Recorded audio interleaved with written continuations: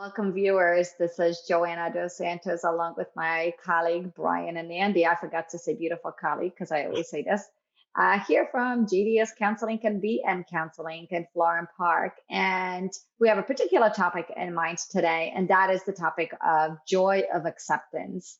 And what we have in mind is primarily focusing on the LGBTQ community and some of the recent news that have been coming out by Pope Francis, calling for the civil union of the same-sex marriages. And that was in a recent documentary that just came out in it. I believe it was an Italian music film festival. I'm sorry for that.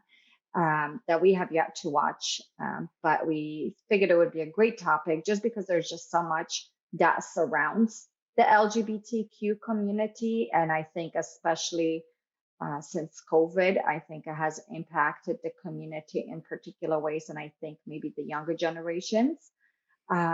So I'm going to bring this up a little bit to Brian, so Brian can start bringing the topic up, and hopefully you all viewers will gain some insight from this conversation as well. Brian? Thank you, Joanna. I'm really happy we're having this conversation today because in the midst of the COVID-19 quarantine, there's been all kinds of mental health and behavioral health issues that have been showing up, and then with the onset of the oncoming elections, there are all kinds of anxieties and thoughts that are coming up.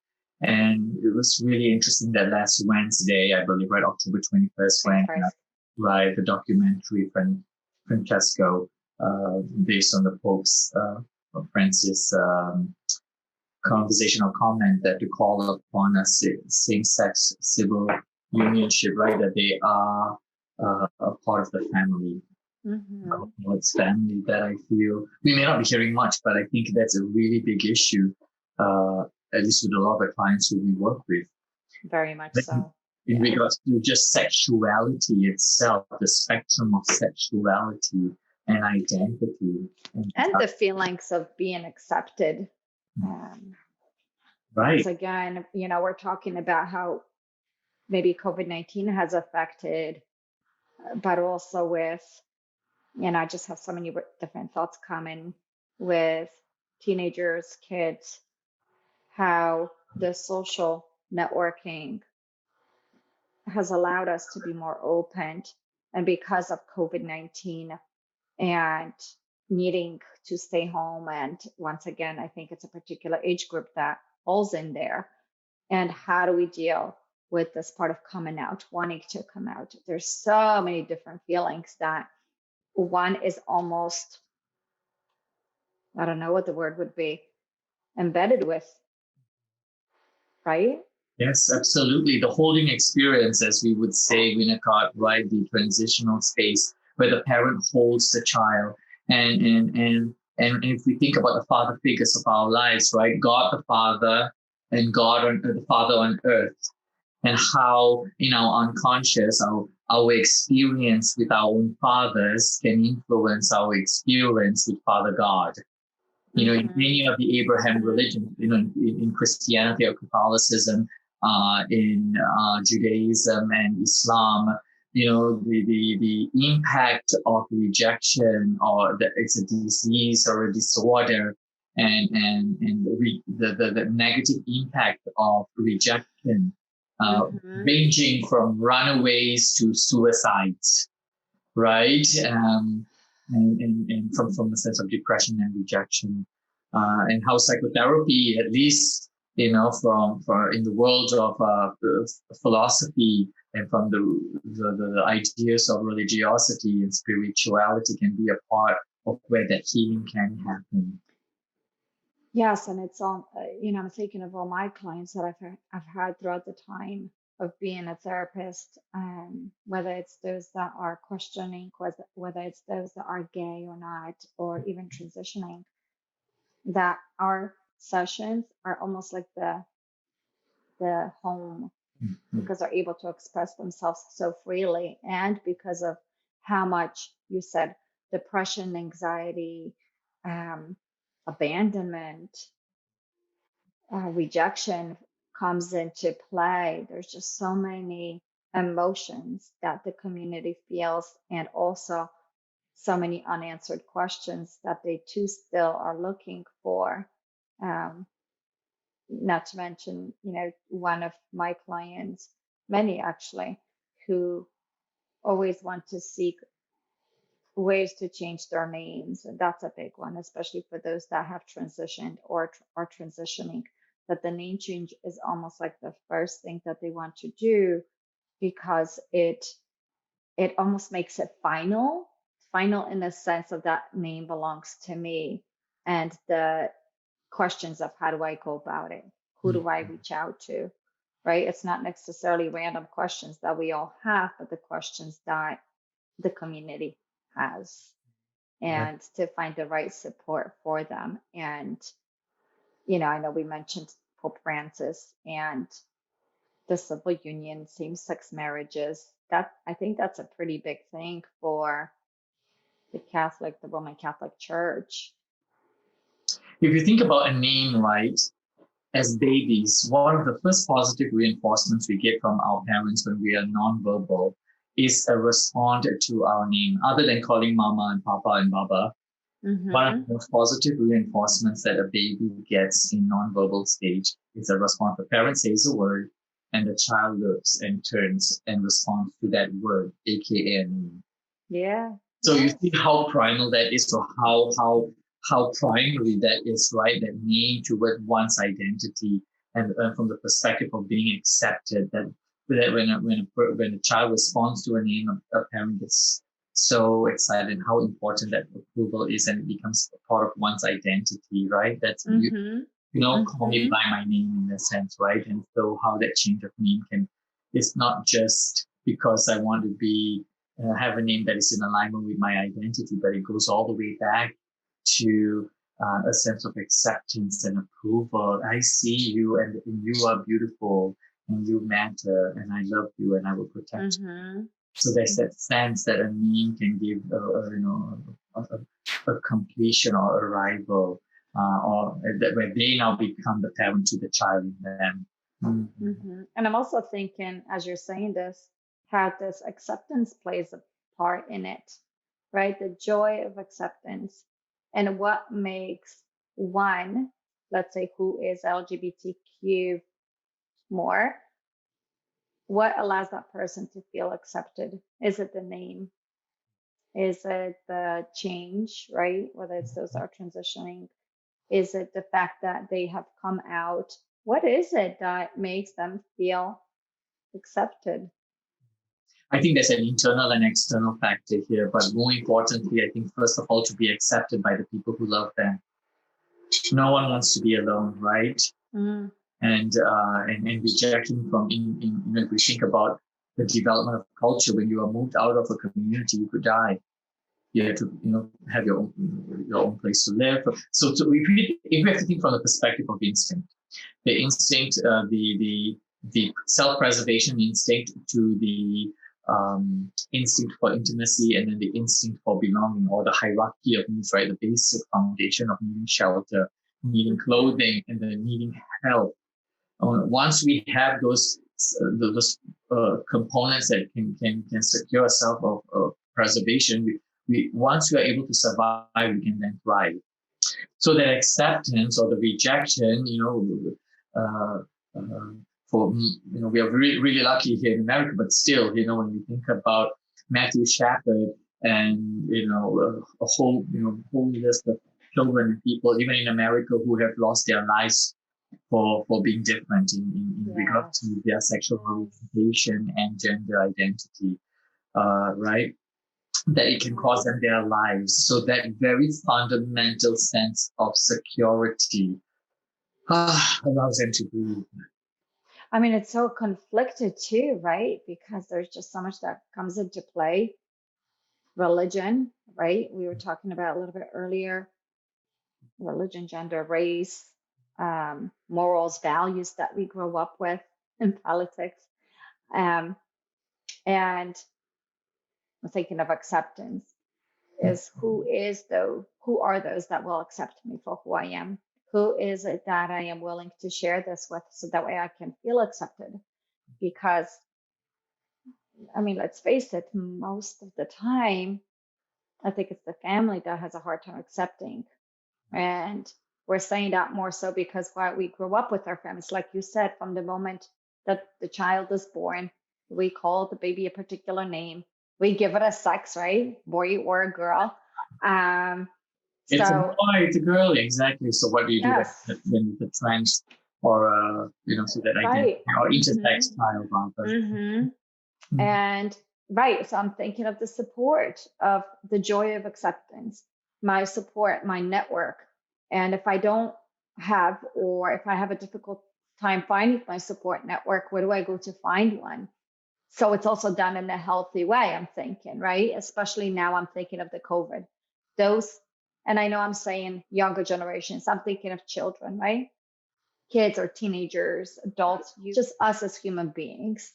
And how do we find support when we feel like we are home not getting support?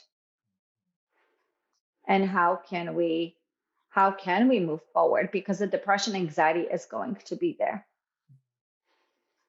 I think one of the recognition, there's a singer and composer, writer, singer, Ani DiFranco, and she has in her lyrics a really profound uh, lyric in there that I think can stand for couples, for any, and it goes this way. I know there is strength in the differences between us. I know there is comfort where we overlap. And I think it's so important that we may be to consider with empathy and compassion about what's similar about us. Because the comparing and the differentiation often creates a distance and a sense of lacking. And I think when the LGBT, those who suffer from anxiety and depression often feel like I'm so different. And part of our job or process is to normalize is the acceptance of their emotions, Yes. right? I That think what we're we all right. I think a lot of times we try to run away from the emotions, right? Even the non-LGBTQ, right? The part of how do I deal with anxiety? How do I make it go away? How do I not stress? How do I not feel depressed? But then there's also the opposite. And I say this a lot to my clients with therapy, with coaching, ability to also take some of these feelings and to acknowledge them, that some of this is actually quite normal, that it's okay to have them. And it's just really how do we, especially for those feelings that are very intensified, right? How do we lessen them, or how do we normalize them? How do we understand them so that way it can help us move forward? Yeah. And so that identity reformation is really important. That re-questioning or that redefining rather from an empowered, from an appreciative place of that question of who am I? Who am I now and who am I again? I think that identity, that questioning, however, we want to promote from a place of empowerment and appreciation, empathy, appreciation, and empowerment, right? And to piggyback on that from the perspective of the joy of acceptance, parents too, or family rather, have their own coming out process when they learn about how difficult it is. If they can learn about how relate from how difficult it is for my child versus what would people think, Yes. which only compounds our own inner critical voice of shame and rejection. It is contra to a sense of belonging, right? The safety that comes from acceptance and being loved for my family of origin. And I like what you said, the part of understanding my child versus child or friend Mm-hmm. versus what will everybody think, right? We so quickly go into the mindset of being curious what someone is going to think of us, whether they will think of us less just because we accept someone, or all the questions that might arise with it that we may not necessarily have answers to. Um, will I be then rejected if my child is, right? So there's just so much that comes in there that that yes, it's unanswered and it is difficult. And maybe that is the easiest way to avoid it, right? To dismiss it because then we don't have to deal. But at the same time, the one who is going through this, the person who is gay or transgender, they're the ones going through this, and they are going through a lot of difficult feelings that many may not necessarily understand or accept because of their own. Yeah, that's where so much of our treatment plan or process is. We can assume that the patient will experience rejection.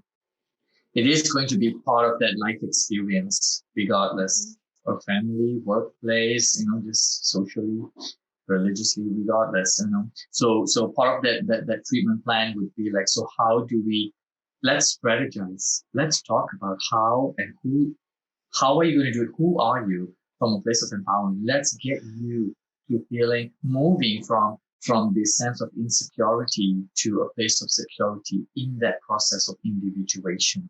And for those of them who have been rejected by their biological family, how can they now find a logical family?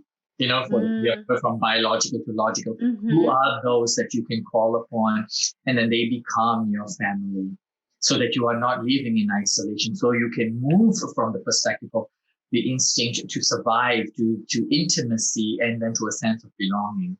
Our own self-rejection, right, is how we experience our selfness or the division within ourselves if we are not unified. It affects how we have relationships. We don't feel good about ourselves, we have relationships that don't help us grow.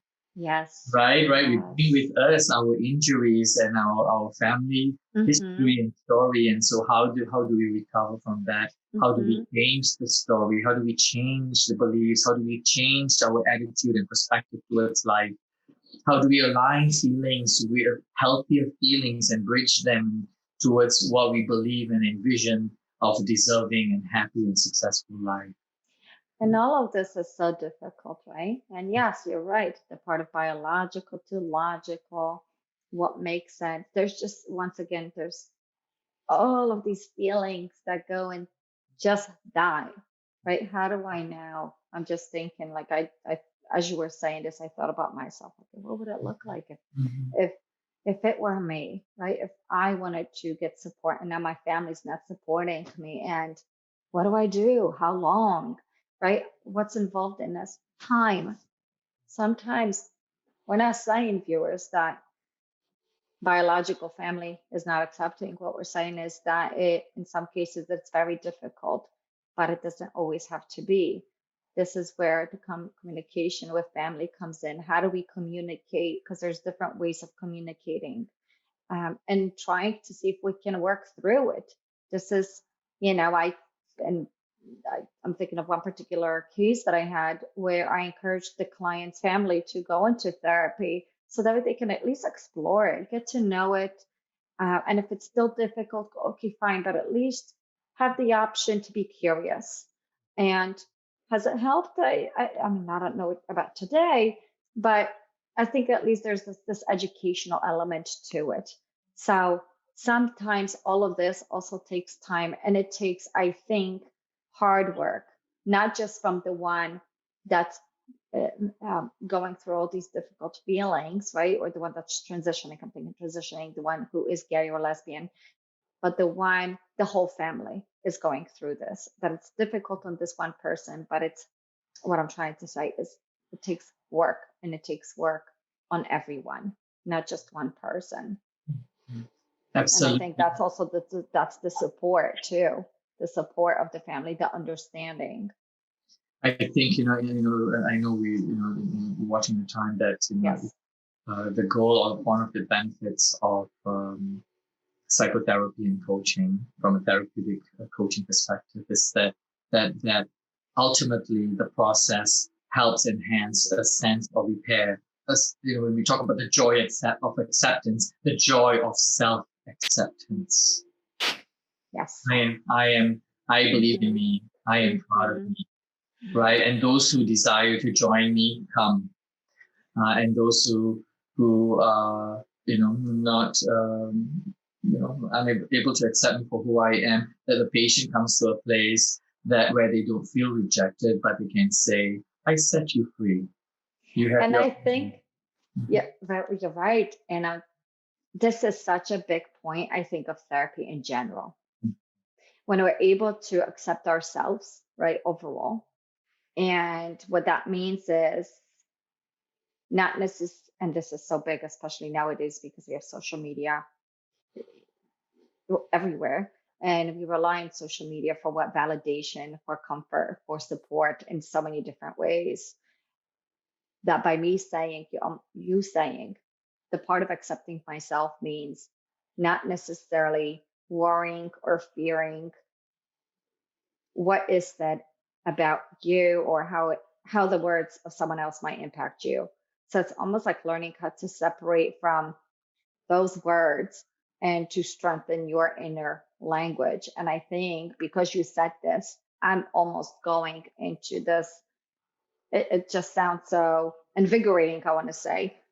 Once someone is able to accept themselves, then what the words of others mean may not necessarily hurt us as much. And we can feel better about moving on, moving forward.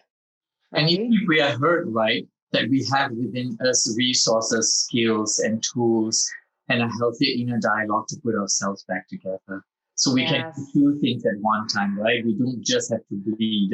We can be the healer to ourselves as well, the nurturer to ourselves, the protector to our self-esteem, and that we are just not injured and left bleeding. And that leads us to success. I know we're talking about this joy of acceptance, and I'm thinking of how we started right today, what we started talking about, where we are now, but also kind of like nearing the end, the fact of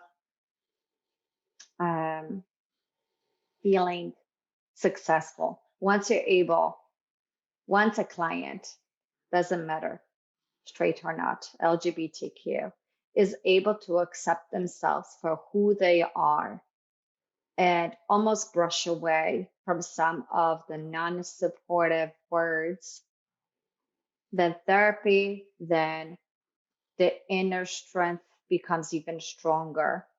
And we can become more successful because those painful, hurtful words for individuals no longer matter or affect us. Mm-hmm. Yeah. Yeah. Just like psychotherapy, right? There's so much shame with it and rejection. And that when a first person finds the courage to deal with their ugly and to look at the shadow side, of shadow self or the broken self, right? And that they come out on the other end, on the other side into the light of a greater sense of joy. And that experience itself is success. The experience of joy in itself is success, where one can go to sleep at night, and one can smile and look at their days and recognize that it has been a good day. Right? The joy of acceptance when in the LGBTQ community. And what can we find acceptable today? Or I know I'm throwing COVID-19 into it just to kind of end this session, but would you say, can we give a message to our viewers? I'm thinking for those who have a difficult time coming out or going through this, do you think we can give them a message? And what kind of a message can we give our viewers, especially when they are dealing with difficulties of coming out and feeling accepted? Is to remember that while pain is such a demanding and narcissistic emotion that does not want to give space for any other emotion or self-recognition in a positive way, that lies within them or lies within you simultaneously are the good parts that has kept you alive. And those very good parts that the practice of self-appreciation of your other parts that keep you going, your discipline, your appreciation, your capacity to love, your capacity to endure, your capacity to recreate is always greater than your suffering. That that you are just not all bad, that you are good and bad, or there's yin and yang, there's shadow and light, that we must, in order to find balance, we must first feel unbalanced. So the very unbalance is what gives us balance. That the very conflict is what gives us growth. A plant or a tree that is never stuck. It may be standing still, but it's taking root and it's branching out. And that we all have that capacity in different stages of life when we feel stuck. Perhaps it's simply a time of solitude to put ourselves together and moving from self-preservation to thriving well, to experiencing joy. And that at the end of the day, when we look back on our lives, a recognition that we have had the capacity to overcome and to have made a difference in the journey of our life and the discovery of the better and happier versions of ourselves. Yeah. And just kind of like you said, and I feel like that kind of ties into our previous discussion that we did on helplessness, that sometimes it's the lowest points where we find ourselves most strong, and where we're able to, like you said, to find strength. So that way it's like a rebirth. We become someone different, someone stronger, and someone better sometimes when we go through some of those most difficult moments. Correct. That we reincarnate into a healthier self. All right, viewers, I hope you found this discussion helpful and unique. And we hope you all tune in as we do this on a weekly agenda schedule, different topic all the time. Once again, this is Joanna Dos Santos with Brian Nandy here from Florham Park, New Jersey. Please subscribe to our channel, comment, share, and we'll see you next week. Thank you. Thank you.